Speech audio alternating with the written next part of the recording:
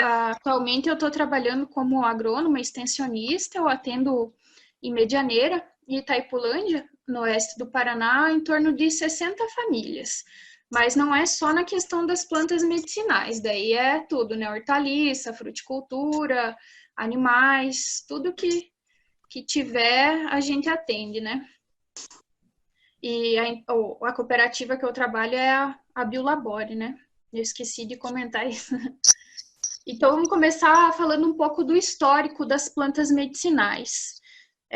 As plantas medicinais, elas são usadas há milênios, né? Não tem uma data precisa do início da utilização das plantas medicinais, mas há registros que a utilização delas vem desde 3.000 anos antes de Cristo, mais ou menos.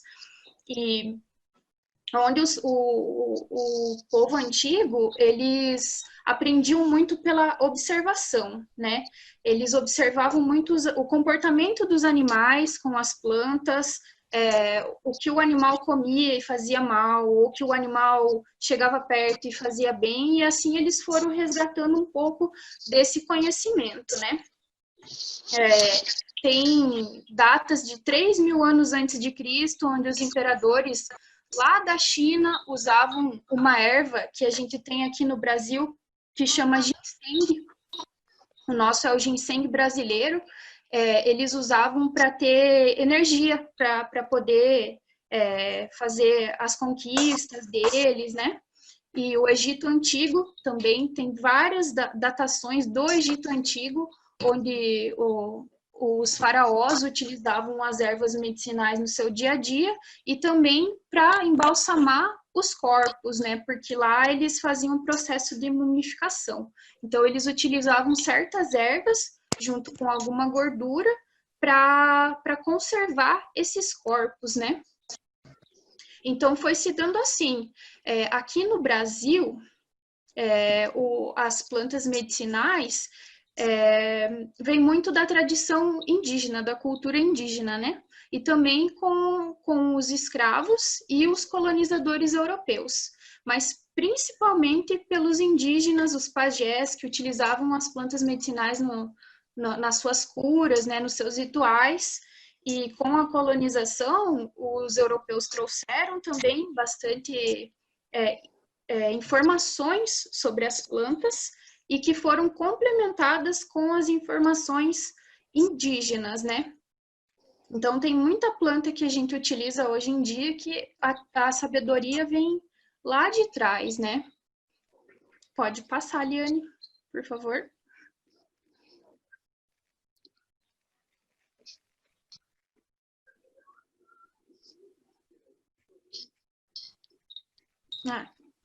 Então, aqui no Brasil, o Brasil é um dos países no mundo que tem a maior biodiversidade de plantas medicinais. Aqui nós temos em torno de 86% das plantas medicinais que tem no mundo todo, e a gente usa uma pequena quantidade só de tudo que tem para ser utilizado e descoberto ainda. As pesquisas, elas são bem ínfimas, estão começando a crescer agora, e tem bastante coisa que a gente não sabe ao certo para que utilizar, como utilizar, então é um mercado totalmente em potencial aqui no Brasil. O Cerrado, eu acho que a região aí do Mato Grosso pega um pouco do bioma do Cerrado também, ele é um dos biomas que mais tem plantas medicinais, né? O Cerrado, a Mata Atlântica, a Amazônia, e onde as mais utilizadas no Brasil, segundo os levantamentos que são feitos, né, a cada 2, 3 anos, pode passar, é a camomila, a babosa, o guaco. As utilizadas, camomila, babosa, guaco, gengibre, boldo, quebra-pedra. Quebra-pedra, exatamente. São essas que são as mais utilizadas aqui no Brasil. A camomila, Aqui no Paraná, o Paraná, agora, eu não sei se é o maior produtor, mas eu acredito que seja. Do Brasil, o Paraná era o maior produtor de camomila. Ali na região da Lapa, região de Mandirituba, eles produzem bastante, porque a camomila é uma espécie que ela gosta de tempo frio, ela gosta de umidade, então, essa região ali é propícia para o plantio da camomila, né? A babosa, que é, acho que uma das plantas mais conhecidas nossas, também é muito utilizada no Brasil, principalmente para a indústria de cosmético, né? Agora sai bastante produto de cabelo, sabonete, com extrato de babosa, né? O guaco, agora que a gente está nessa época de tensão por conta da pandemia, o guaco é uma planta broncodilatadora, então ela ajuda a expelir o que a gente tem no pulmão, né? Ela auxilia no processo de cura de gripe. O quebra-pedra, que é utilizado para problema de rim, para pedra do rim, né? Daí que vem o nome dele, quebra-pedra. O chá de boldo, que é o mais conhecido e mais utilizado para o pessoal que gosta de tomar umas e no outro dia tá meio de ressaca, né? O boldo, ele é digestivo, ele causa esse conforto no estômago. E o gengibre, que é uma planta que ajuda muito a imunidade a aumentar. É uma planta de imunidade, né? Além de ser também de ter potenciais para gripe, para bronquite, e ser uma planta que causa aquele conforto térmico. Pode passar. Aqui, eu trouxe um videozinho para vocês para mostrar uma experiência do oeste do Paraná com uma cooperativa só de plantas medicinais. Essa cooperativa, ela trabalhou por vários anos somente com plantas medicinais e acho que vocês vão perceber no vídeo como mudou a vida desses produtores. Essa cooperativa, ela fica em Vera Cruz do Oeste. Eu tive a oportunidade de trabalhar lá também por 1 ano, 2 anos, mas eu ainda continuo em contato com a dona Guiomar, que é quem vai aparecer no vídeo. A cooperativa, ela não atua mais enquanto entidade, mas os produtores continuam plantando por conta daí, né?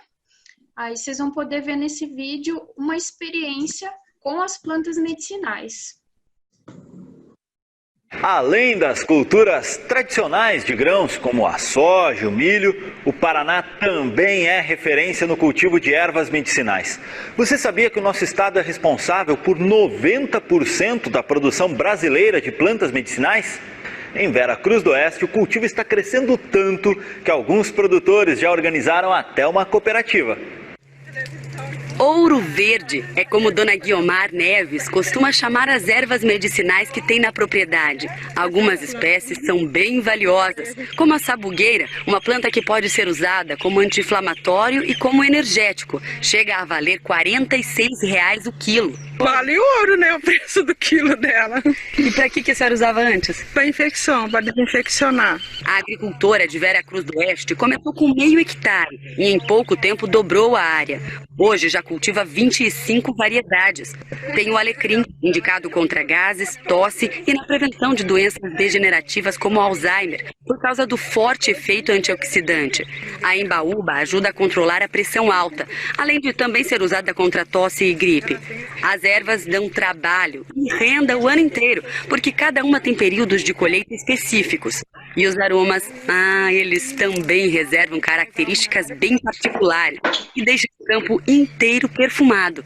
A produção é toda orgânica. No lugar do veneno, plantas, como a citronela e o cravo de defunto, que afastam naturalmente os insetos. Ou então a sempre-viva, esta flor que atrai esses animais e evita que eles ataquem as ervas.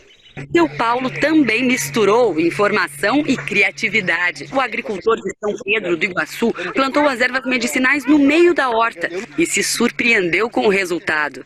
eu planto mais ou menos quase 50 hectares de áreas convencionais arrendadas, né, de outras pessoas, e a minha propriedade própria aqui chega em 5 hectares só. O que me sobra aqui eu tiro muito mais renda do que nos 50 hectares que eu planto fora. Praticamente a renda triplicou. Antes de investir nesse sistema, os produtores tiveram que superar desconfianças. Mas, pelo jeito, valeu a pena. Os agricultores que não se deixaram levar pela insegurança criaram uma cooperativa.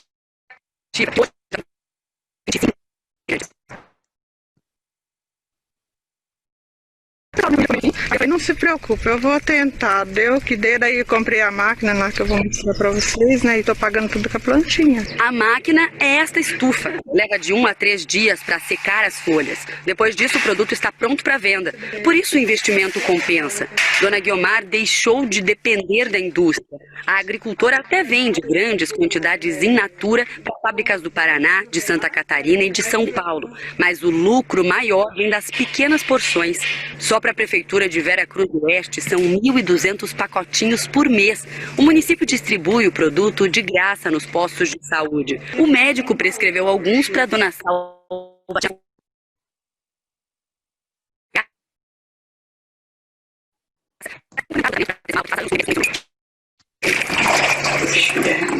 Toda manhã a aposentada prepara um chazinho, que além de saudável, é saboroso. A gente pega sempre o alecrim, embaúba, o capim-limão, poejo, esses chazinhos todos. É gostoso? Gostoso. A partir do momento que a gente começa a produzir saúde e ver que alguém está sendo beneficiado com isso, só incentiva a gente a continuar nesse ramo, né? Com certeza, né? Que bacana!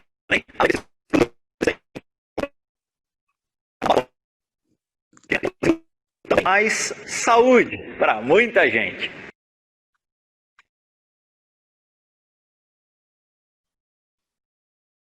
Deu para ver bem, pessoal? Deu umas pequenas cortadinhas, Natália, mas eu acho que deu para entender. Em todos os Deu. casos, depois a gente disponibiliza esse link para as pessoas poderem assistir. A gente manda no grupo, as pessoas podem assistir em casa o vídeo novamente, tá? Mas eu acho que deu para compreender a ideia. Uhum. Então, essa cooperativa, ela trabalhou somente com plantas medicinais. Agora, ela não atua enquanto entidade mais, por questões governamentais da própria cooperativa. Só que os produtores, alguns, continuam trabalhando com as plantas medicinais, só que daí realizam venda direta, né? É interessante para os agricultores pensarem em se organizar enquanto entidades, porque fortalece a parte da comercialização e organização, né? Porque se entrar nesse ramo sozinho é muito mais difícil do que entrar amparado, né, por uma associação, uma cooperativa, que acredito que auxilia a conseguir a demanda necessária para a comercialização dos produtos, né? E os produtos vindos de medicinais, oriundos de medicinais, ou a própria planta in natura também, o mercado está aumentando muito, né? Ele está aumentando cerca de 18% todo ano. Então, é uma alternativa boa para produtor que queira entrar nesse segmento, né? O consumo das plantas medicinais, ele, ano após ano, vem aumentando, né, conforme já foi dito, e isso é porque a gente está vivendo uma onda que os especialistas chamam de onda verde agora, que é essa procura por uma medicina mais natural, por uma alimentação mais saudável, né? Além do que o alto custo dos medicamentos alopáticos, que estão ano após ano também aumentando seus valores, a dificuldade que a população encontra na assistência básica de saúde, porque não é tão simples chegar e ter acesso a um médico, ao medicamento que precisa, a um tratamento. Então, a medicina tradicional, a natural, de plantas medicinais, ela também vem como esse auxílio, né? E, segundo a Organização Mundial da Saúde, 65 a 80% da população dos países que estão em desenvolvimento, eles utilizam as plantas medicinais porque esse é o único recurso que eles possuem para cuidado da saúde. Às vezes aqui a gente pensa assim, como é fácil, né, entrar numa UPA e ser atendido rápido, ou às vezes até demora um pouquinho, mas tem ali o médico de prontidão. Tem alguns países que eles não possuem esse recurso, que o acesso ao médico, acesso a uma consulta, ele é bem mais complicado. Então, a população costuma usar, sim, essa sabedoria tradicional, né? Essa sabedoria milenar, que são as plantas medicinais. Pode passar. Então, como que a gente pode utilizar essas plantinhas? Além da alimentação, de inseri-las na nossa alimentação in natura, e pelos chás, que é o mais utilizado, a gente pode utilizar os óleos essenciais, as garrafadas. Aqui no Paraná, não tem muito costume de fazer as garrafadas, mas no Pará, na Amazônia, o pessoal utiliza bastante, que são combinados de várias ervas para tratar algum desvio do corpo, alguma doença, né? Na culinária também são inseridas na forma de temperos, as ervas condimentares, as ervas aromáticas, os banhos, que também caiu um pouco em desuso e agora está retornando o banho de assento, aquela inalação tradicional com a bacia, que antigamente era feito bastante, agora também está voltando, né, a ser utilizada, e os emplastros, que são geralmente utilizados para a pele, né, que é macerar alguma planta medicinal ou com uma base gordurosa para formar uma pomada, ou então com farinha, fubá mesmo, e colocar sobre a machucadura. Os emplastros, eles são uma tradição bem forte, indígena, que também tinha caído em desuso e agora está retornando, né? E como que as plantas funcionam? O que faz a planta, a gente tomar o chazinho e a planta funcionar no nosso corpo? Tá com uma dorzinha de cabeça, toma um chazinho e dá aquela aliviada. Por quê? As plantas, assim como os medicamentos que a gente toma, os alopáticos, eles têm princípios ativos, que elas estão lá dentro da plantinha, né? Dentro da plantinha tem esse princípio ativo que roda por todo o metabolismo dela e que serve para ajudar essa planta a se defender de provações da natureza mesmo, às vezes ataque de insetos, às vezes estresse por falta de chuva, por falta de água, então ela acaba gerando esses compostos para ela sobreviver. E esses compostos, secundariamente, são o que nos auxiliam, né, nessa medicina natural. E o que pode ser utilizado pelos homens, né? O AS, por exemplo, que a gente chama aspirina, ele, na verdade, ele surgiu da casca de uma árvore que se chama Salix, que é a casca do sabugueiro, se eu não me engano. Eu acho que é isso. E começou a ser pesquisado por conta disso, né? Os animais, quando eles estavam enfermos, e também, né, os nossos antigos, eles faziam chá dessa casca para aliviar problemas de febre, de dores, e assim foi descoberto que na casca dessa planta, Salix, tem o princípio ativo, que chama ácido salicílico, né, que é o AS, que a gente toma hoje na forma de aspirina, né? Então, foi assim que surgiu também a nossa utilização com as plantas, e são assim que as plantas funcionam, né? Dentro delas tem esses princípios ativos.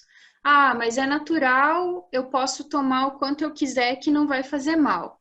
Não, também não é assim, né? Plantas medicinais, chá, devem ser consumidos com toda cautela, porque a superdosagem pode trazer malefícios para o nosso organismo. Não é porque é natural que não vai fazer mal, né? Na internet, principalmente, a gente vê bastante informações assim, tomem 2 litros de chá de hibisco por dia para emagrecer. Isso é um perigo, na verdade, né? Porque nenhum tipo de chá... O áudio estava alto depois que a Eliane ligou aqui e ficou baixo. Vocês estão ouvindo bem agora? Sim? Tá, vou continuar, então. O que eu estava comentando é o uso sem consciência da população dos chás, principalmente dos chás, né?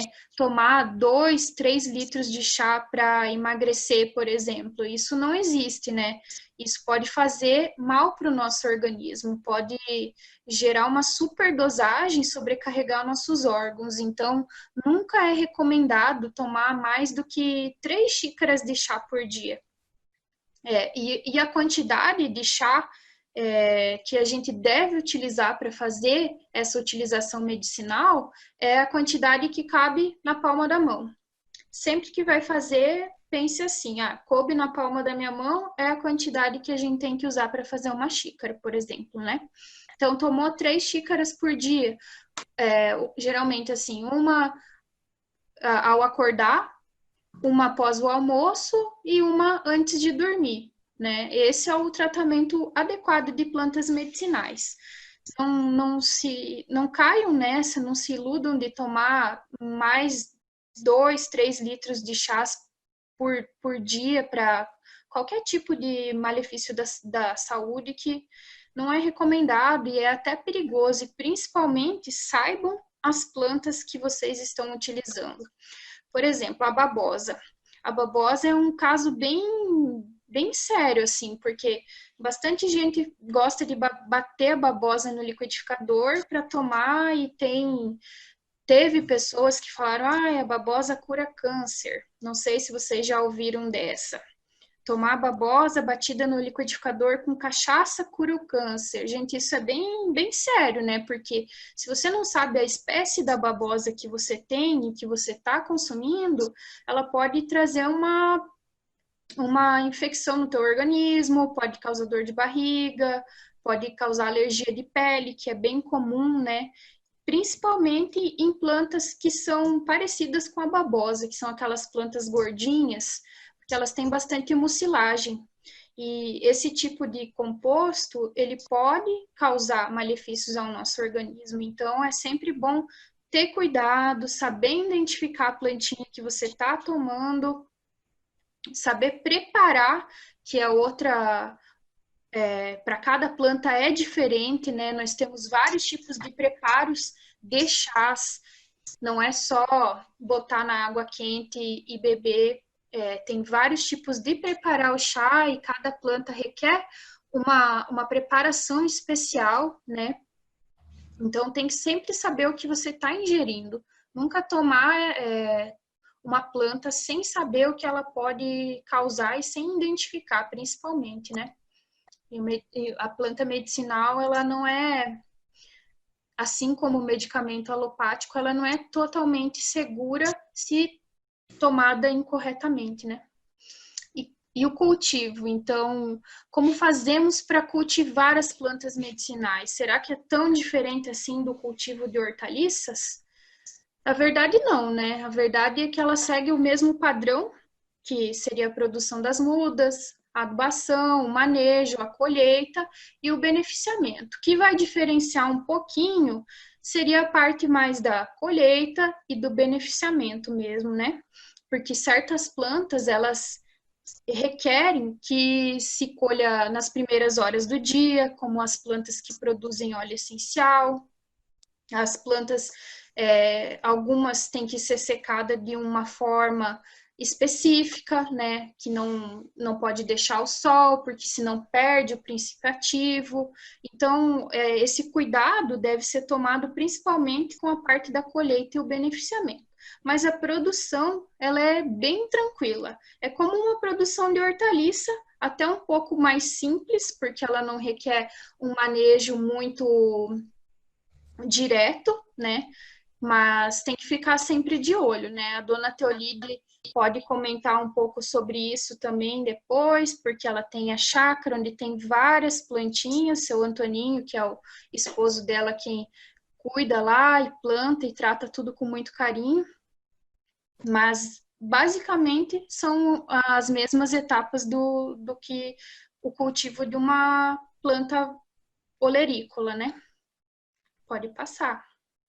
Então, agora eu peguei algumas plantinhas que são de interesse comercial para explicar um pouco a forma de manejo, a forma de condução, qual as especificações para plantio, já que tem bastante agricultor participando, né?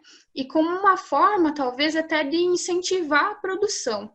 Então, essas espécies que a gente vai apresentar agora, elas são espécies que têm uma demanda comercial, né? E que são espécies também de fácil adaptação e fácil inserção no mercado, né? O alecrim. O alecrim é uma planta divina, ela tem várias utilizações, é uma planta estimulante, é uma planta que ajuda nas dores estomacais, é uma planta refrescante, revigorante, antioxidante, só tem benefício, é uma planta excelente. E ela é uma planta de fácil cultivo, ela é totalmente adaptável, só que ela prefere locais que sejam luminosos e que não tenham excesso de umidade. No excesso de umidade na sombra, ela não se desenvolve muito bem. Ela tende a ficar seca, não dá muitas folhas, mas num local que tenha um sol e que tenha pouca umidade, ela consegue se desenvolver bem. Para o plantio do alecrim, geralmente faz pela estaca. A estaca você pode cortar um pedacinho ali do ramo entre 10 a 15 centímetros de comprimento e inserir primeiro, né, num copinho descartável até a formação da raiz e depois transplantar para o solo. Um solo de preferência que já esteja adubado, que já esteja corrigido, calcareado. Isso é importante para plantas medicinais também. A prática do calcário, de calagem, é super importante porque as plantas trabalham muito com a questão de pH do solo, né? Então, é sempre bom lembrar que essa prática é importante de se fazer antes do plantio de plantas medicinais também. A época de plantio do alecrim, ela é entre setembro e novembro, mas nada impede que ela seja plantada durante outras épocas do ano. Mas a época que é recomendada é essa, né? Setembro a novembro, que é a época da primavera. O espaçamento recomendado 80 centímetros entre as plantas, porém tem testes que o pessoal está fazendo agora, estudos, que é plantado mais pertinho uma da outra. E tem dado bons resultados, principalmente na questão do princípio ativo. Quanto mais pertinho o pessoal tem plantado, o princípio ativo tem sido de melhor qualidade, ou seja, ele vai fazer um efeito melhor no organismo quando a gente ingere, né? As covas, elas podem ser abertas de 15 por 15 centímetros e já pode fazer adubação direto na covinha ou preparar o solo antes, né? Isso fica a critério do produtor. Pro caso do alecrim, que ele não é uma planta que exige cuidados muito específicos, né? A adubação, vocês vão perceber que eu não coloquei específico para cada planta, porque vamos pensar assim, a planta medicinal, a gente vai fazer o consumo dela in natura, a gente vai fazer o consumo dela na alimentação, então a gente não vai optar por colocar muito adubo químico, então sempre um adubo composto orgânico, com esterco de vaca, com esterco de galinha, composto das folhas, compostagem, né? Sempre pensar numa adubação mais natural, né? Mesma coisa para controle de pragas, sempre pensar em alternativas que não que fujam, né, da prática de agrotóxicos, porque é uma coisa que a gente vai usar para nossa saúde, então por que não iremos, né, proteger as plantas contra fungo e bactéria com agrotóxico, né? E, inclusive, em plantas medicinais, é bem difícil dar alguma praga, justamente porque elas possuem, né, principalmente as de cheiro, né, as que têm cheiro, porque elas produzem esses óleos que repelem os insetos. Então, elas são plantas boas de ter perto da horta para ajudar a controlar os insetos, né? Cuidado principal do alecrim é fazer rega diária após o plantio. Desenvolveu bem, esparça a irrigação. Não tem necessidade de ficar irrigando diariamente, por exemplo. Pode fazer irrigação cada uns 2 dias que ele aguenta bem. Até mais às vezes, né? Se aí no Mato Grosso não chove muito, aí tem que prestar um pouquinho mais de atenção. Aqui no Paraná a gente meio que deixa vir no natural, porque aqui chove bastante, né? E para colheita, após 90 dias do plantio, ele já vai estar apto a colher. Só que daí o que é recomendado fazer? Não colher a planta toda de uma vez, esparçar a colheita, porque assim deixa os ramos dela prontos para o rebrote, né? Não perde a planta inteira. Mas o cultivo do alecrim é bem simples e ele é uma planta que vem super bem. Natália, só fazer uma observação. Nós temos 4 meses por ano que praticamente não chove. Mas, em compensação, nos outros 8 meses, nós temos uma precipitação alta que chega até a Sorriso mesmo, a média, segundo o professor Dácio passou, é 1.883 milímetros por ano. Então, no período que chove, a precipitação é alta, mas nós temos uns 4 meses por ano que praticamente não chove. Aham. Mas dá para fazer o manejo dele dessa forma também, né? Prestando atenção nessa particularidade do clima aí de Sorriso, né?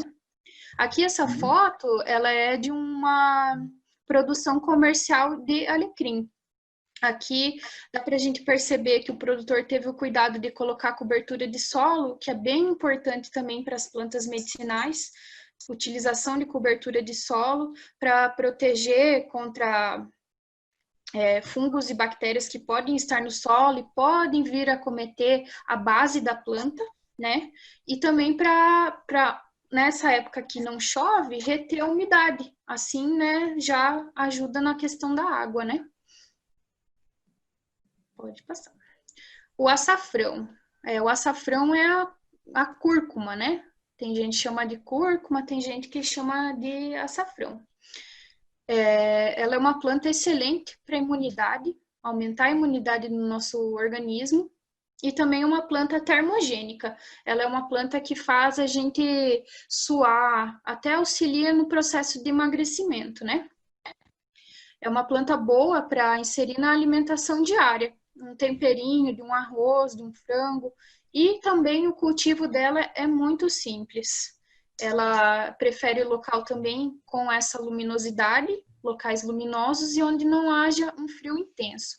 Porque quando o frio é muito intenso, principalmente onde dá geada, as folhas tendem a secar, né?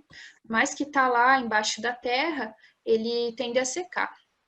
Como que a gente pode fazer o plantio? O plantio dela é feito com o pedacinho da própria cúrcuma, mas que tem aqueles olhinhos, que a gente chama de olhinho, né? Aqui são as gemas. Se tem uma parte que tem um olhinho, você pode cortar em torno de uns 4 centímetros, enterrar que vai nascer, né? Tem gente que gosta de colocar um pouco na água, num copinho de água, uns 2 dias, para ele amolecer, para soltar o broto mais rapidamente, né? Essa é uma prática de manejo também que é indicada no plantio do açafrão. Então, você pode pegar o rizoma e dividir cada 4 centímetros onde tenha uma gema, e já plantar. Se quiser colocar de molho, pode pôr. Se não quiser, pode plantar direto, né? A época indicada também, entre setembro e novembro. que é a nossa primavera aqui, né? Mas pode plantar em outras épocas do ano, só que daí o desenvolvimento dela é mais lento. Eu tenho uma produtora que eu atendo em Itaipulândia, que a gente fez um teste de plantar mês passado açafrão, e essa semana eu estive falando com ela, e ela falou assim, olha, tá bem demoradinho para nascer. Eu falei, olha, não vamos desistir, porque vai, né? Ele vai brotar. Só tá mais lento agora por causa do frio, né? Aqui há um mês fizemos colheita de açafrão e já preparei o pó. Ah, excelente. É isso aí, né? Muito bom.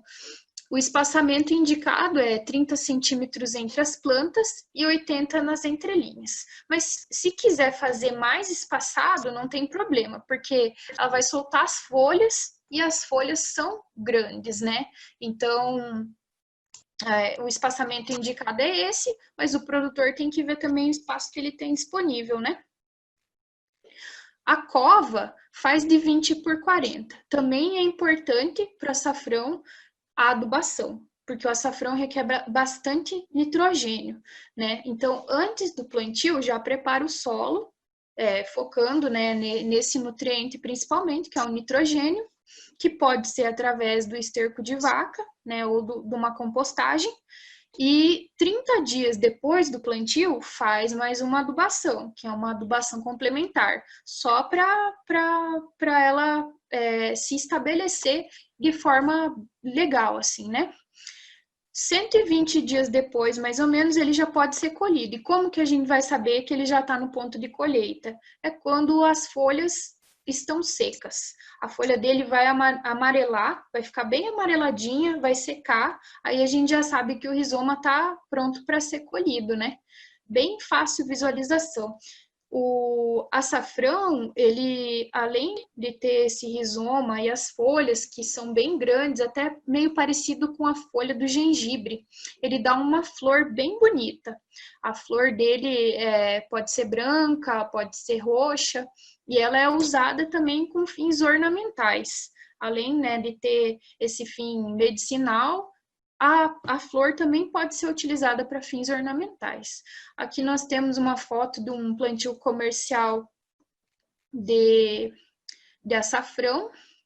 Eu acho que nas fotos que eu vou mostrar do sítio lá da Dona Teolide da chácara tem uma foto do açafrão também, bem interessante, porque daí já é uma experiência que a gente tem como garantir, né, pela parte da Dona Teolide, que produz açafrão faz um tempo.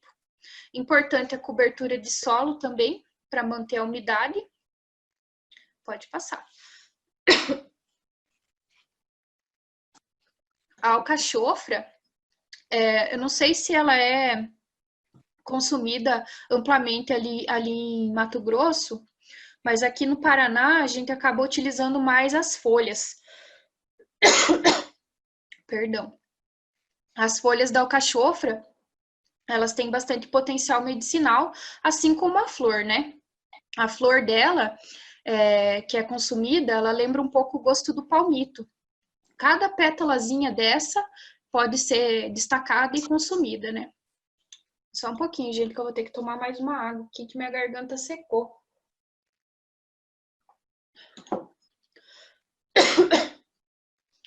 Então, destaca-se essas pétalazinhas dela, que pode ser consumida, e as folhas na forma da medicina tradicional, né?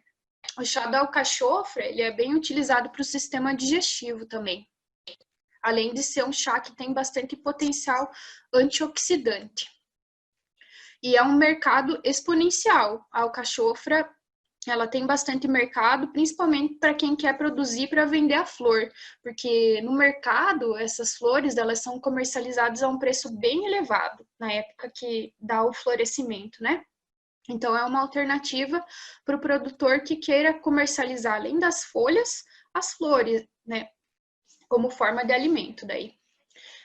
O ambiente propício para cultivar a alcachofra, preferivelmente onde não haja frio intenso e também onde não haja baixas altitudes. É uma planta que ela gosta de altitude. né? Planta-se ela pelas mudas ou pelos rebentos. As sementes também, se forem procurar na internet, vai achar bastante semente de alcachofra para vender, porém elas têm uma baixíssima viabilidade e quando elas pegam, elas tendem a nascer bem desiguais. Então, não é muito recomendado o plantio por semente, seria melhor o plantio pela muda mesmo. A época indicada, de fevereiro até maio, que é a época que, para nós aqui, dá umas chuvas, né? Aí, para vocês, eu não sei como ficaria, mas seria indicado o plantio dela na época das chuvas. E o espaçamento seria um espaçamento um pouco maior, porque as folhas delas são bem grandes, tomam um espaço bem grande. Então, 2 metros a 2,5 metros entre as linhas e entre 1 metro e 1,5 metros entre as plantas, que daí proporciona esse espaço que ela tem para o desenvolvimento, né?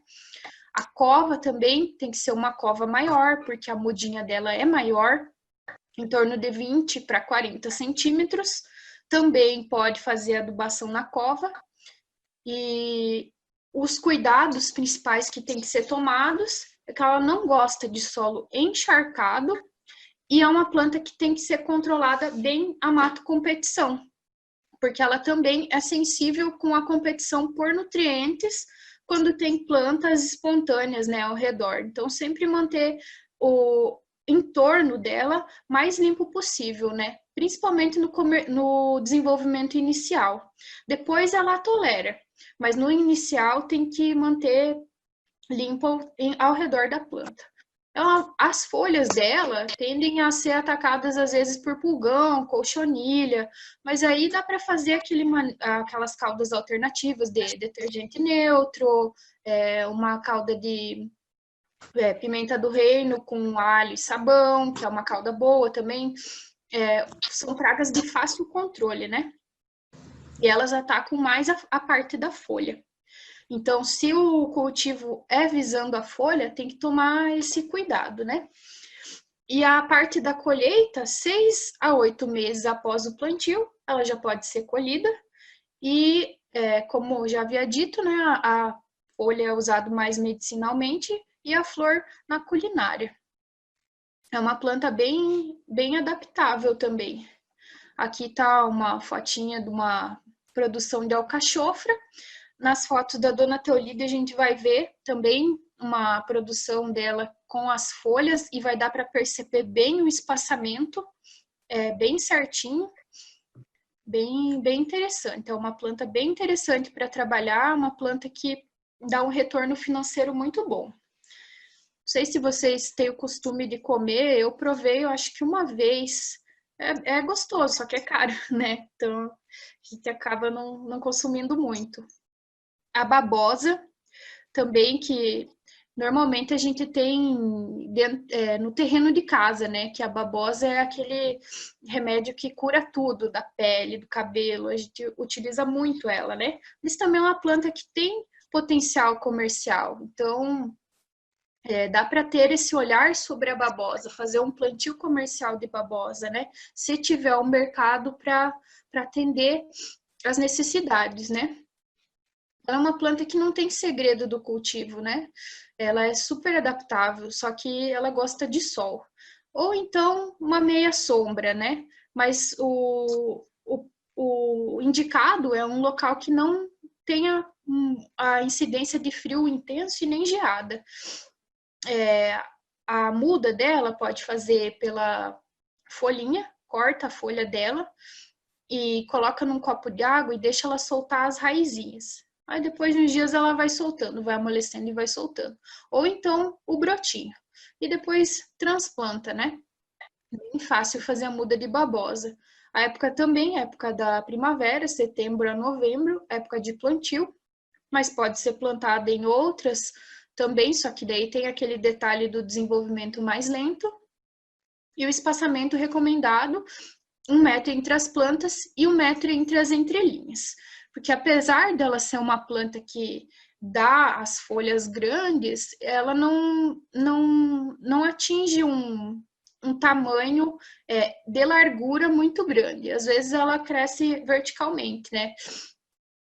Então é interessante seguir esse espaçamento. Os cuidados com a babosa em termos de adubação é que é uma planta que tem uma exigência alta em nitrogênio. Aqui, nitrogênio e o fósforo, né? Aqui eu coloquei uma dica que serve para outras plantas também, que é utilizar a borra de café. Quando a gente faz o café, utilizar essa borra para fazer a adubação. A borra do café, ela tem bastante nitrogênio e tem bastante fósforo, então já auxilia nessa questão, né? Se quer dar uma incrementada nessa borra para usar depois, pode colocar casca de ovo triturada, que daí fornece o cálcio que as plantas necessitam também. Então, seca a casquinha de ovo, ou então só quebra ela e mistura com essa borra, deixa ali uns 4, 5 dias curtindo, depois já pode usar na adubação. Pode ser usada até úmido, ela não tem a questão de queimar, assim como o esterco tem, que não pode ser utilizado úmido, né? A borra de café pode ser utilizada úmida, pode ser utilizada seca também, como preferir, né? Que a gente usa bastante, até aqui na minha casa, para adubar as plantinhas de vaso. E a orquídea tem dado bons resultados com essa adubação, que tem bastante aqui. Nos vasinhos eu vou colocando borra de café e a casca de ovo triturada em cima, e elas estão soltando bastante broto, então é uma boa dica. Na produção, a parte da colheita é feita quando as folhas de baixo estão bem afastadinhas da base. Aí vai colhendo sempre a parte de baixo, né? Afastou da base, já dá para colher. E quando as folhas estiver emitindo broto também, quando a planta estiver emitindo broto, é um sinal que ela pode ser colhida já. E pode ser colhida escalonado também, né? Folha por folha. Mas se a intenção é a venda comercial mesmo, uma planta, aí corta primeiro e deixa em torno de uns 10, 15 centímetros para rebrote, ou então tira uma folha antes, faz muda para plantar depois, né? Pode passar. Aqui está um cultivo de babosa comercial, que, se eu não me engano, fica em Minas Gerais, esse cultivo de aloe vera, né? Babosa também, ela tem várias espécies de babosa, né? E a mais tradicional, a mais conhecida é a aloe vera, que é essa que está na foto, que é a base para vários medicamentos que a gente usa, né? A calêndula, que é essa florzinha amarelinha, que é bem utilizada para pele, para fazer pomada para pele, é uma planta extremamente cicatrizante. E o chá dela também é excelente, digestivo, é calmante. Eu gosto bastante de utilizar a pomada, porque ela dá um resultado bem bom, até na hidratação da pele. E ela também é de fácil cultivo. É preferível locais onde tenha bastante luz, bastante incidência de luz e onde não haja um frio muito intenso. Ela não tolera geada. O plantio é feito com as mudas, já com 2 pares de folhinha e 10 centímetros de altura. Ela pode ser plantada de semente também, mas aí o desenvolvimento dela é mais lento, né? E também a questão da variabilidade. A viabilidade das sementes de calêndula, ela é boa, não é baixa. Só que tem a questão da variabilidade. Algumas podem emitir a flor e outras podem ficar só na parte da folha. Então, é sempre mais recomendado fazer por muda mesmo. A época de plantio dela é entre julho e agosto, porque o florescimento dela se dá em setembro, novembro, por ali, né? O espaçamento recomendado, 30 centímetros entre as plantas e 50 nas entrelinhas, que vai dar o espaço suficiente para ela se desenvolver e talvez emitir mais de um botão por flor, né? As covas, mínimo 10 centímetros de diâmetro, e o cuidado que tem que tomar principal é o ataque de pragas. É uma planta que ela, apesar de às vezes ser utilizada como repelente, ela tem algumas pragas que gostam de ficar nela, principalmente na parte da flor. Pulgão adora flor de calêndula, então é uma coisa que tem que dar uma cuidadinha, né? E para colheita, que vai do início, do final da primavera até o final do verão, ela é realizada quando a flor está em plena floração, quando a flor está abertinha, bem abertinha. Aí você vai vendo que a flor está aberta e está com as pétalas de forma mais aberta, reta, que a gente chama 180, aí dá para colher. Pode passar.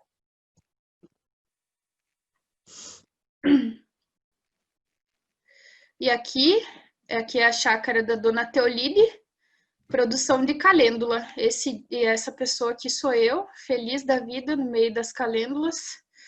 E esse dia foi um dia de colheita, então a gente fui ajudar a Dona Teolide e a Rose, São Antoninho a colher. Foi colhido bastante, eu não lembro quanto que foi no total, Dona Teolide, dessa vez da colheita. Foram a base de uns 60 quilos de flor. 60 quilos. Era sempre na base 50, 60 quilos. E foi levado depois para secagem, né, Dona Teolide? Sim, foi levado para o laboratório e daí ela foi secada. Uhum. Secou por quantos dias no secador? Ela depende, né? Quando você leva de um tempo que está bom, ela leva sempre de 5 a 7 dias para estar bem desidratada. Daí é feita a análise, né? Ela tem que ter menos de 9 de umidade, para que ela depois não tenha que se deteriorar, né? Então, sempre tem que passar primeiro para análise. Então, quando dias de chuva, às vezes demora um pouquinho mais, e quando dia de seca, por exemplo, que não tem muita umidade no ar, então, às vezes, em 3, 4 dias, ela já está sequinha. Tudo depende do tempo, né? Aqui deu sorte, porque foi alguns meses que deu só sol, né, para a colheita dela. Então, conseguiu colher bastante. Acho que até depois desse dia ainda foram feitas mais algumas colheitas, né? Não terminou nesse dia. Não, aqui acho que ela já estava na segunda ou terceira colheita, porque assim, a primeira colheita, ela é bem mais graúda. Depois ela começa a ficar mais, pode ver que aqui ela tá mais miudinha já, né? Acho que estava mais no fim da colheita. E aí, depois deu seca, daí a gente não conseguiu colher mais muitas vezes. Aí depois choveu, daí quase que ela se refez, sabe? Mas daí a gente já tinha colhido bastante. Ela rende bastante, né? É uma planta que rende bastante. Sim. Então, é excelente. É uma planta com potencial medicinal bem ótimo, né? A camomila... nós fornecemos ela, né? É bom que você diga, né? Que nós fornecemos ela para a saúde pública de Toledo,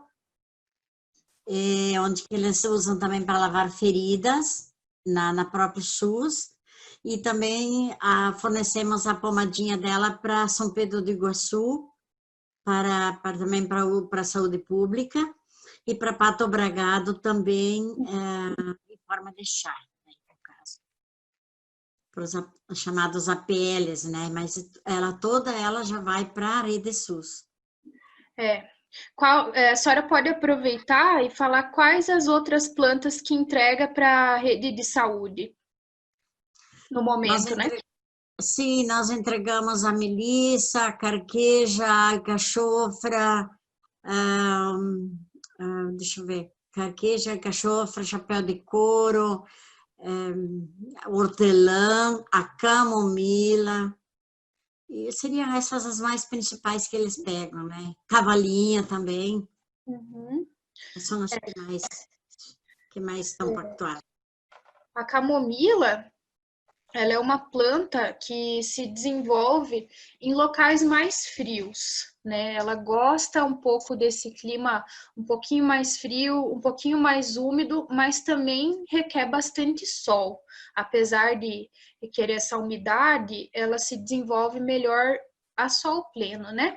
O plantio da camomila, ele é feito por semente. Só que a semente dela é muito pequenininha, é uma semente bem miudinha mesmo. Então, quando o pessoal vai plantar, geralmente eles misturam com fubá ou com areia para evitar a dispersão pelo vento. Porque como é uma sementinha muito pequenininha, ela tende a se perder muito fácil. Para quem vai plantar 1 hectare mais ou menos, se vai usar um calcareador, por exemplo, para auxiliar no plantio, mistura em torno de 96 quilos de fubá para 4 quilos da semente, para plantar 1 hectare, né? Aí evita a dispersão e dá uma cobertura muito boa. Ela é feita, pode ser feita a lanço também, o plantio, misturando, e só que o bom sempre depois de jogar a sementinha, mesmo que misturada com areia e com fubá, passar um pouquinho compactar um pouco o solo, não demais, né? Mas para a sementinha ficar dentro do solo, porque ela é bem fácil de voar, ela é muito pequena, ela é bem levinha, então o vento leva bem longe. Até podem observar que às vezes a gente encontra um rastro de camomila assim plantado, né? Parece que faz até uma linha, porque o vento leva e ela vai dando um pouquinho em cada lugar, né? Então, é uma planta de fácil dispersão pelo vento. Por isso, sempre recomendado misturar com fubá ou com areia, que ela pesa e ela fica melhor no solo, né? A época de plantio recomendada é entre agosto e setembro. Geralmente, o pessoal planta mais nessa época que está mais frio, no começo, meio de agosto, né? E o espaçamento, se for jogar a lanço, não precisa se preocupar. Mas quer fazer uma coisa um pouquinho mais mecanizada, usar o calcareador, utiliza só 20 centímetros na entrelinha. Pode plantar ela bem pertinho uma da outra, porque ela é uma planta bem que toma pouco espaço, ela é pequena, né? Então pode ser plantado mais pertinho uma da outra, só na entrelinha que tem que plantar em torno de 20 centímetros daí de distância. O cuidado com a adubação também é uma planta que requer bastante nitrogênio, fósforo e potássio. Então, se fizer uma adubação composta, cuidar com esses nutrientes, né? Sempre preparar o solo antes, na questão da camomila, prepara o solo antes com um adubo, com esse composto, e daí segue plantando depois. Importante é a prática da calagem também do calcário para plantio de camomila. O calcário para camomila é bom jogar em torno de 90 dias antes do plantio. Então já tem a área pensada, prepara com a calagem, 90 dias antes para o calcário ser bem absorvido, depois faz a adubação e depois entra com o plantio, né? E a camomila, ela tem ela é específica na colheita, porque depende se você vai querer colher ela para fazer o chá, né, que seria o uso da flor para o chá, ou se você vai querer colhê-la para fazer a semente, né? Se quer guardar a camomila para semente, é um jeito a colheita. Se quer plantar para secar, para fazer o chá, já é outro.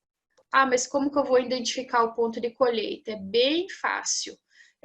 Quando você quer colher para semente, a pétalazinha da camomila, ela vai estar viradinha para baixo. Ela vai fazer tipo um guarda-chuvinha. Aí é bom para semente. Quando quer colher para o chá, ela vai ficar retinha. Vai ficar bem reta, a planta vai estar aberta a 180 graus, bem retinha. Aí é o ponto de colheita para o chá, né? Sempre olhar a floração. 60% das flores tão aberta e tão retinha, colhe para chá. 60% das plantas tão viradinha para baixo, guarda-chuvinha, colhe e guarda para semente. Para semente, depois que colheu, pode secar ao ar livre. Pode colocar a florzinha numa lona no sol, deixar lá 1 dia, 2 dias até secar a sementinha, depois, né, moer, pode ser manual, moer o miolinho dela e tirar a semente, ou pode utilizar o secador. Para secagem, desumidificar em torno de 10 graus, se for no secador, né? A normal no campo mesmo, pode botar a lona e botar lá. Pode passar. E aqui é um plantio comercial de camomila, na região ali da Lapa, Mandirituba, aqui no Paraná, que é a região que mais produz camomila no Brasil. E fica assim. Quando passa pela Lapa nessa época, o ar tem um cheiro específico de camomila. É muito bom passar por lá, porque fica assim bem perfumado mesmo. É uma planta que ela produz bastante óleo essencial, e o óleo essencial da camomila é um dos óleos mais valorizados pela indústria. Perdão. O valor agregado do óleo é muito alto. Ele, acho que, se eu não me engano, é em torno de R$300 o litro, 300, acho que até mais. Então, é um óleo que tem um princípio ativo que chama camazuleno. Ele é muito visado na indústria de cosmético, principalmente quando o óleo é puro, para fazer sabonete, shampoo e para o medicamento também. O óleo chama camazuleno, e para saber que ele é puro, quando ele é pingado quando você está extraindo o óleo da camomila, ele é azulzinho, ele é da cor azul, ele não fica amarelinho. Depois ele fica na cor tradicional, que é incolor, mas quando na extração ele fica bem azulzinho. Então ele é um óleo bem diferente, bem exótico. E aqui no Brasil a gente tem outros tipos de camomila também, né? Tem uma camomila que é específica, acho que ali na região da Chapada dos Veadeiros, que é uma camomila do Cerrado, que o óleo também é excelente e é bem apreciado pela indústria.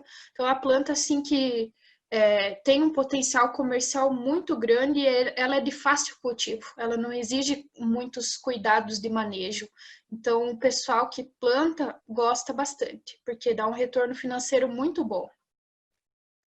Pode passar. O capim-limão, que é uma planta que possui uma rentabilidade muito boa também.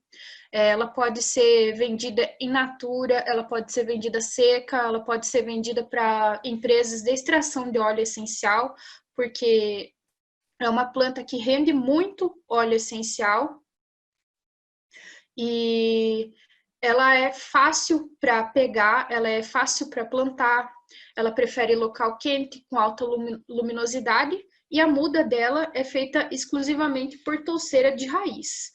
Você divide uma parte da touceira, que tem um pedaço de raiz, e planta. Só que tem que plantar no sol. Se não plantar no sol, ela não se desenvolve bem, né? Época de plantio, setembro a dezembro, 50 centímetros entre as plantas e nas entrelinhas. Porém, é uma planta que tem ótimos resultados quando o plantio é adensado.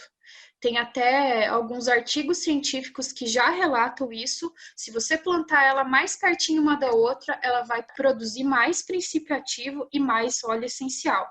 Então, pode diminuir desse espaçamento recomendado, pode diminuir para 30 entre as plantas e 80 nas entrelinhas, que vai gerar um resultado satisfatório também.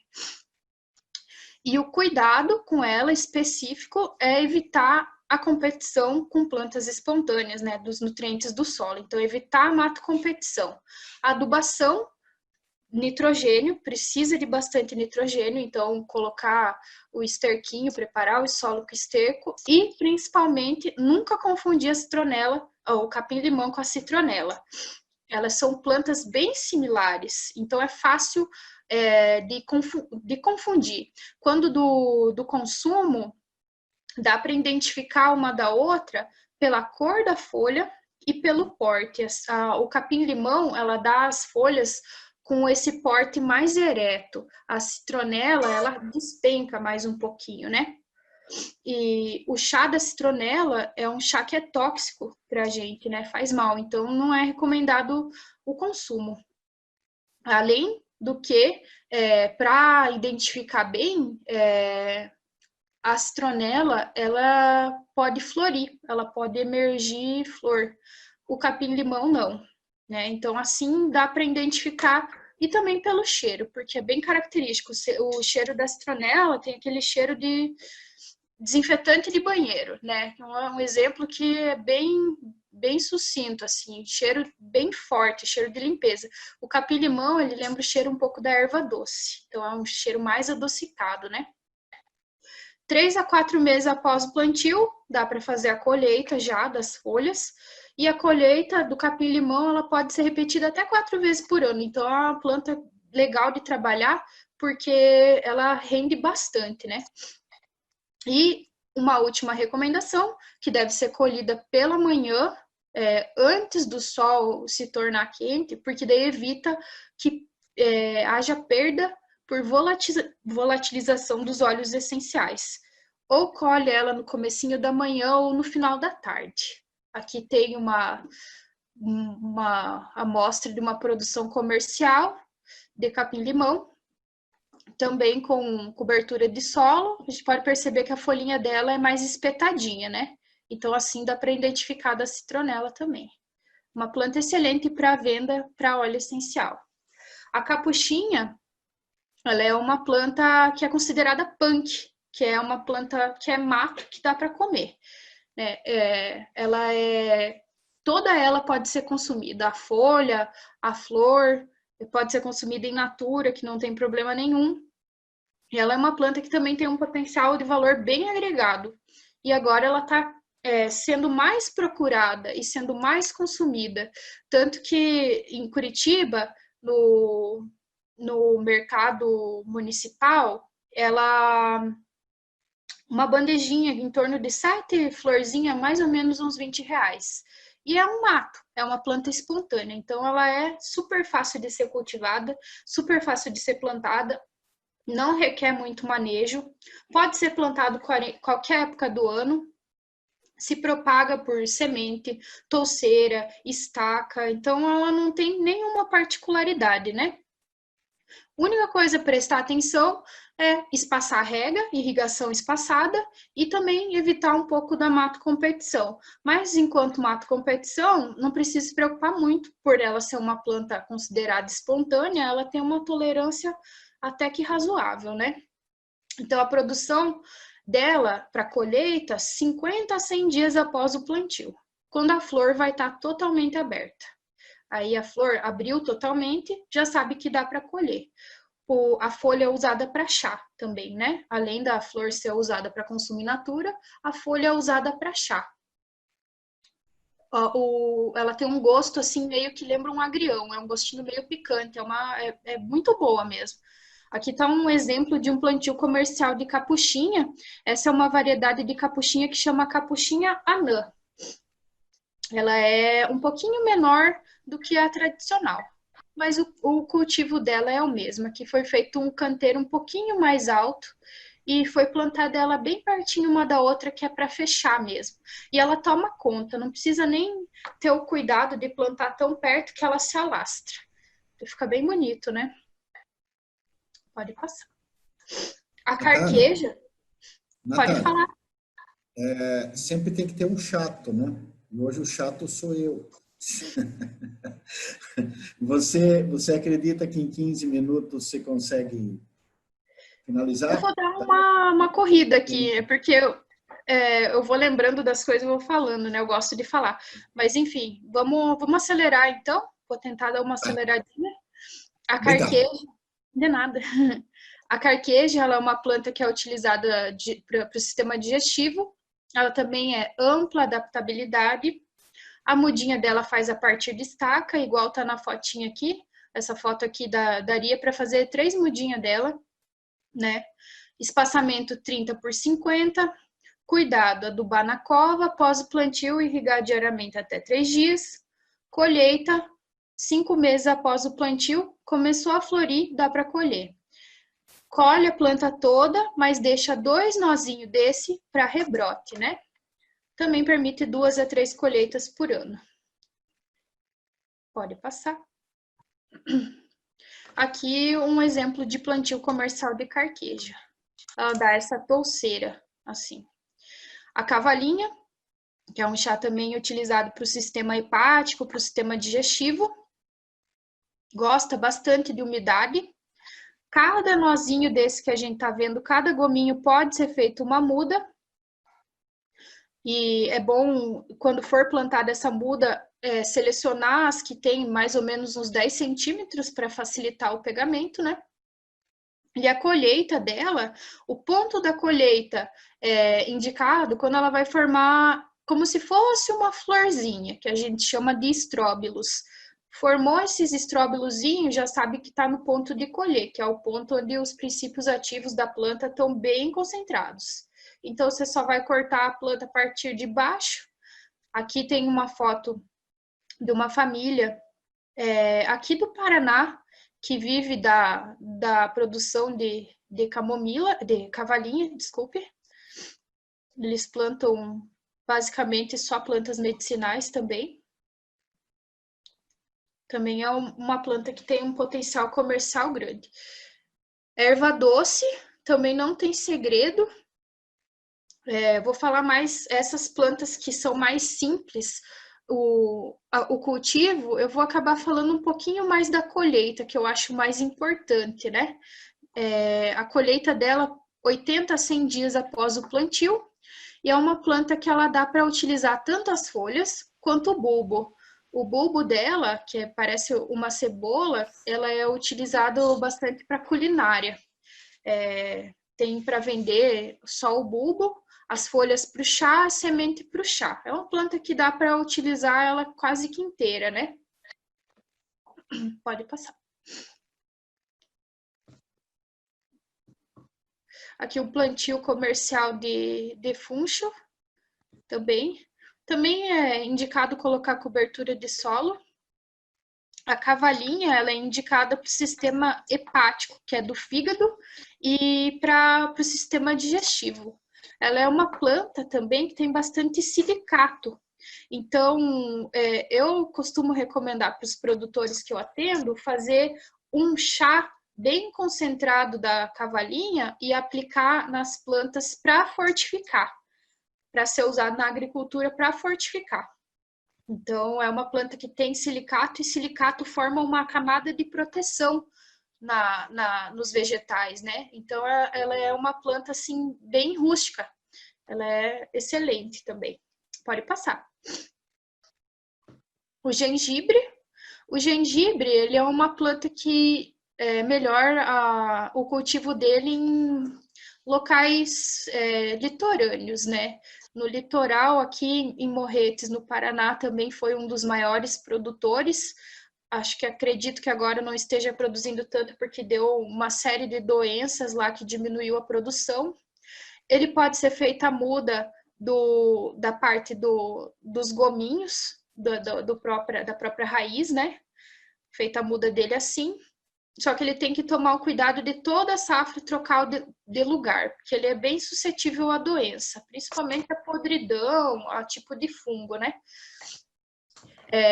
Um detalhe para o plantio do gengibre é cobrir a parte do rizoma, que é a raizinha dele, com um pouquinho de terra, uns 10 centímetros de terra, como se fosse um enterril, né? Fazer essa camada para cima, que daí ela ajuda a planta a se desenvolver.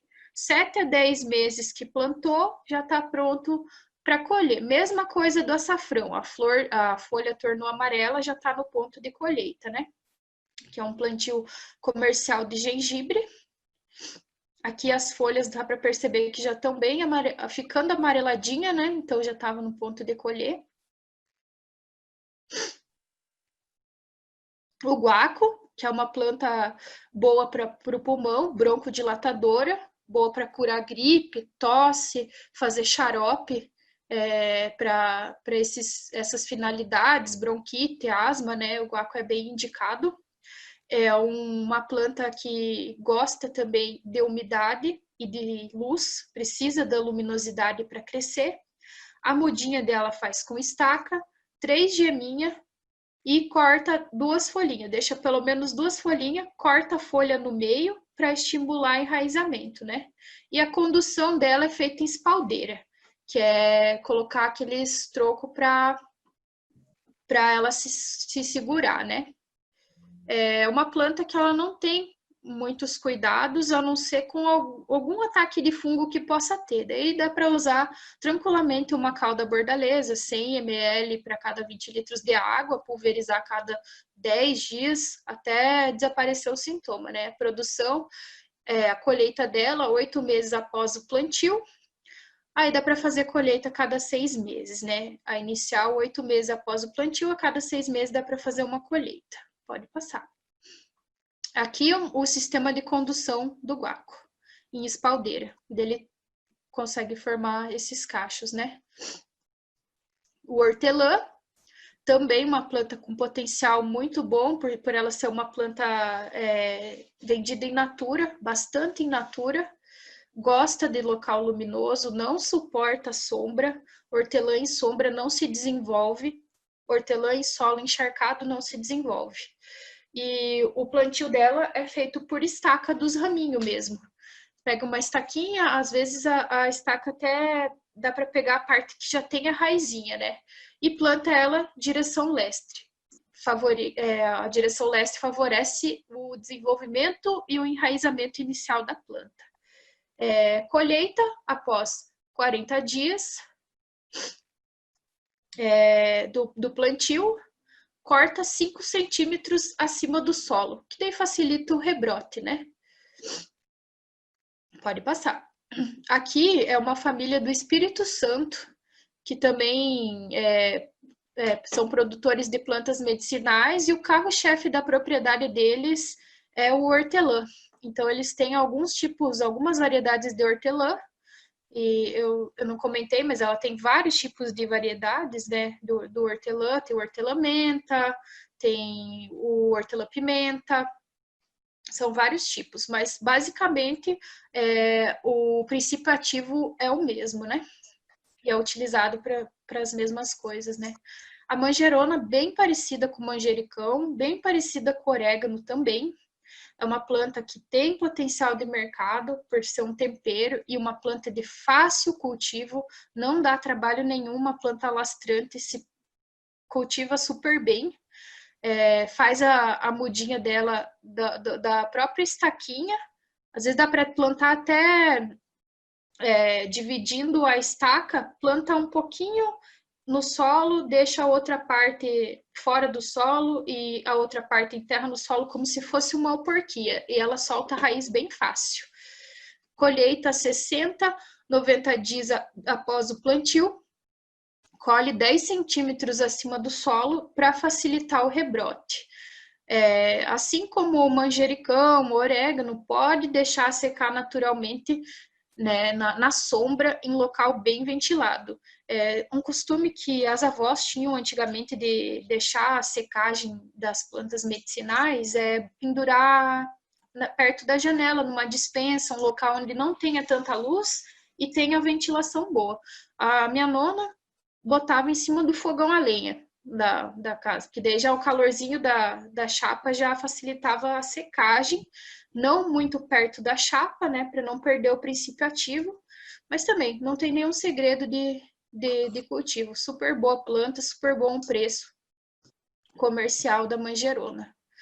Aqui tem uma foto com o cultivo dela, pode ver que colocaram uma cobertura de solo bem espessa, porque para manter a umidade do solo não precisa fazer rega constante, né?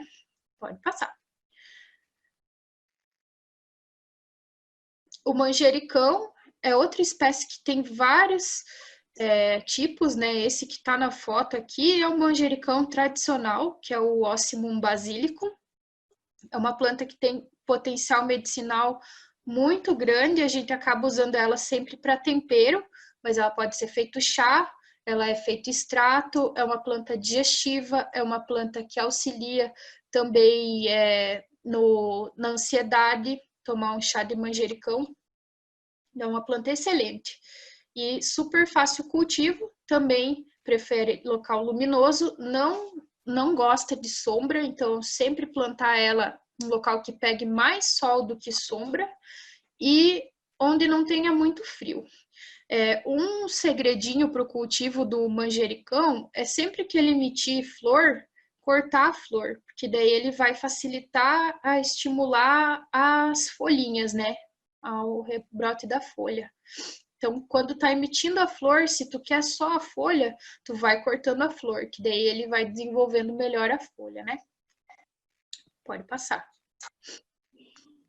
Aqui um cultivo comercial de manjericão. Aqui tem algumas plantas floridas mais no começo, mas no resto dá para perceber que não tem tanto, né? Porque tá bem rentezinho, então eles devem ter feito uma poda para estimular as folhas, né? Pode passar. A Ora pronobis, que é uma punk também, conhecida como carne vegetal. A planta que tem muita proteína e um potencial medicinal enorme. Ela pode ser consumida in natura, pode ser consumida em refogado, pode ser consumida seca para chá, misturar no suco. Várias dicas de uso. É uma planta que a flor dela também pode ser consumida. É uma trepadeira bem alastrante. Não tem segredo de cultivo, faz a muda da estaca em terra, depois de uns dias ela já está pegando, não tem segredo nenhum. É uma planta que agora está se tornando mais conhecida e tem bastante potencial comercial. Então, o pessoal está procurando, e por ser de fácil cultivo, e a colheita dela também super fácil, só colher as folhas que estão maiores, em torno de 10 centímetros, e deixar o resto para rebrota, né? Uma planta super legal. Bem procurada agora, principalmente para quem é vegetariano, porque ela supre a proteína da carne, né? Pode passar. O orégano é uma das condimentares mais utilizadas aqui no Brasil, também de fácil cultivo. Faz a muda da estaquinha ou divide a touceira com um pouquinho de raiz. E o único cuidado que tem que tomar com ele também é a parte da secagem, que pode ser feita daquela forma de amarrar as plantinhas em local bem ventilado e onde não pegue tanto sol. E se quiser que o sabor do orégano esteja mais realçado, colhe a folha quando está dando a flor, que daí o sabor do orégano se intensifica. Tem vários estudos que comprovam isso, né? Então, quando ele tá com a florzinha, ele tende a concentrar mais essa parte aromática e condimentar dele na folha, né? No secador mecânico, seca sempre a 35 graus. Essa é a média, mais ou menos, das plantas medicinais. A maioria, no secador elétrico, seca a 35 graus, que é uma temperatura considerada ideal para muitas plantas, né? Aqui é um cultivo de alecrim em vaso. Ele pode ser plantado no solo também, pode ser feito em estufa. Super fácil de cultivo. E o urucum, que é o nosso coloral, uma planta nativa aqui nossa, serve para fazer a parte colorífica, né, dos alimentos. Ela tem essa cor vermelha intensa, que fica na semente, né? Essas são as sementes, fica nesse frutinho que ela dá. É uma planta que tem potencial para mercado também. É uma planta de fácil manuseio, não requer muito cuidado. Só que para plantar ela por semente, tem que tratar, porque ela a sementinha dela, quando está dentro ali da cápsula, ela fica dormente. Então, coloca ela em água por até 12 horas, as sementinhas, para ela amolecer a casquinha, e depois pode seguir plantando, né? Esse é o único cuidado específico que tem.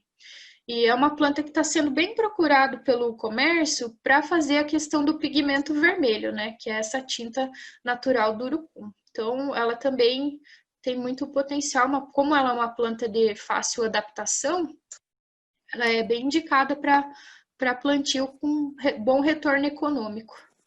Aqui é um plantio comercial de urucum. Aí colhe-se, né, esses vermelhinhos aqui, que são as cápsulas, e retira a sementinha. A sementinha pode secar ela no secador ou natural também. Pode secar ela ao sol, só que daí para secar ao sol fica um tempo a mais, até ela desidratar bem, né? Natália?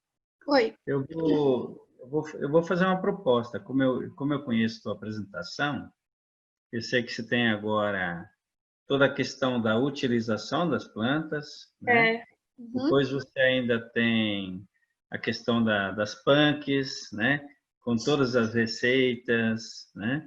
Eu quero consultar quem está participando, se a gente abre agora um debate sobre essa questão mais específica do cultivo e se a gente continua num outro dia com a questão da utilização, os fins, as punks, etc., que eu acho que é um assunto que cabe mais uma sessão, né? Ou se as pessoas preferem que continue. Nós estamos aí na transparência, se não me engano, 40 e pouco, é isso? Por aqui eu não consigo ver. Eu acho que é isso, né? Nós estamos do Urucum, né? Então, nós estamos aí deixa eu ver aqui, tem 89 no total, né? Então, nós estamos... Não precisa fechar daí que eu olho aqui, Leane. Nós estamos exatamente na 49, né? Então, para não passar correndo, nessa outra parte que eu acho muito interessante também, é uma proposta que eu faço. Agora, se o pessoal aguentar aí tranquilamente mais meia hora, eu acho que você vai levar para fazer essa outra parte, a gente continua. Vamos ver a opinião, né? Décio, você está sem áudio. Tem uma proposição da Eliane para a gente deixar para outro dia, a Ana Paula também. A Daniele também. Eu acho também que pode ficar para outro dia. Eu acho que sim. Talvez o que poderia fazer, Jair, aproveitar a presença da dona Teolide para ela falar um pouco da produção dela, né? Do trabalho dela, e depois a gente iria para os debates, tá? Então, a Ana Paula está falando que quer ouvir a dona Teolide. Então, o Fernando também está falando para continuar no outro dia. Então, eu acho que tem um assunto extremamente interessante, todos estão interessados. Então, de repente, eu acho que a gente poderia ouvir a dona Teolide. Tem a instituição da dona Teolide, Décio, que dá para passar. Tem o vídeo da instituição da dona Teolide ali, que dá para passar também, né? No final, antes. O que fica melhor, dona Teolide? A senhora fala ou passa o vídeo? O que a senhora acha mais interessante? E depois a senhora faz um comentário. Porque, na verdade... Passa o videozinho e depois eu faço um pequeno comentário. Acho que daí a pessoa pode visualizar algumas coisas, né? Pode ser? Ok. Pode ser. Ok. Então, passa o vídeo, Leane, da dona Teolide. Porque daí mostra tudo, né? Um pouco a cadeia, né? Desde o plantio, beneficiamento, um pouco assim o trabalho do laboratório, para vocês terem uma ideia, né?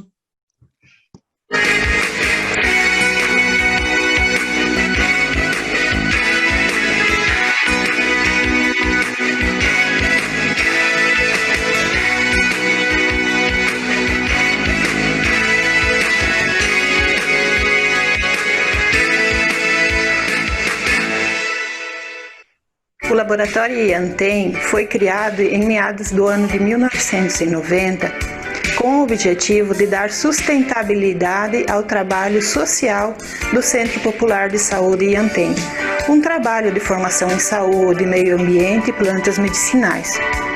O Laboratório IANTEM possui autorização de funcionamento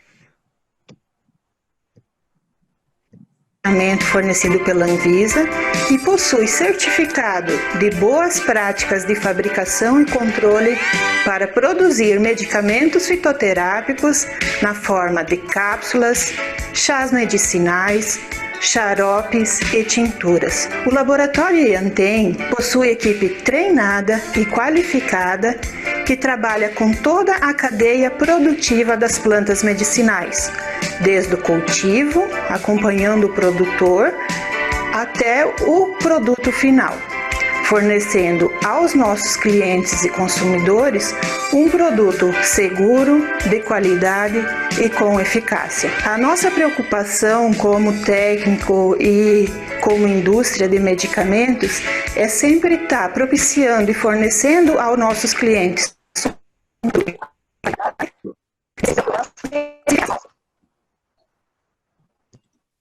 e, ao mesmo tempo, devolver à população aquilo que eles conheciam através dos seus avós, enfim, dos seus antepassados, com produtos e estudos científicos que comprovem realmente a eficácia das plantas medicinais.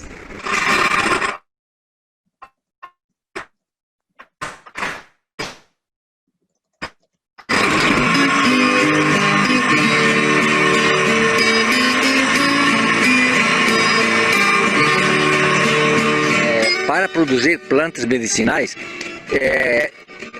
de começo tem que ser um bom observador.